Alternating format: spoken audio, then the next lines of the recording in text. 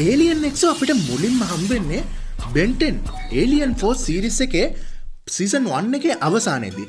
මතකනේ අර ඩෑම් එකක් කැඩිලා වතුර ගලාගෙන එන වෙලාවක බෙන්ටෙන්ට මේක නවත්තන්න ඕන වෙලා එක පාට කිසිම හාවක් වුවක් නැතුව මේ ඒලියන් එක්ස් අරගෙන කිසිම ගේමක් නැතුව මේ සිතුවීම විනාශ වෙලා ගිය සොරවුවම එක පාට කාලය ආපස්සට යවලා වගේ සීන් එකේ මේක මේ නවත්තනවා.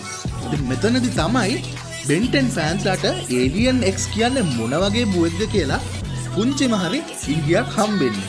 ඉතින් ඊට පස්සේ අපිට ඒලියන් එක්ස් සීරීස් එකේ දකින්න හම්බෙන්නේ හරියටම එක්තරා ආකාරයක සීසන් එකක් ඉවර වුණායින් පස්සේ මෙයාව ඊළඟට හම්බෙන්නේ අල්ටිමේට් ඒලියන් සීරීස් එකේදී.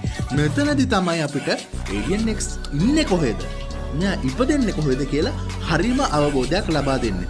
මේ විශ්වය තුළ ඉන්න බලවත්ම ජීවීන් විශේෂයක් ඉන්නවා සෙලෙස්ටියන් සේපියන්ස්ලා කියලා. මෙයාලා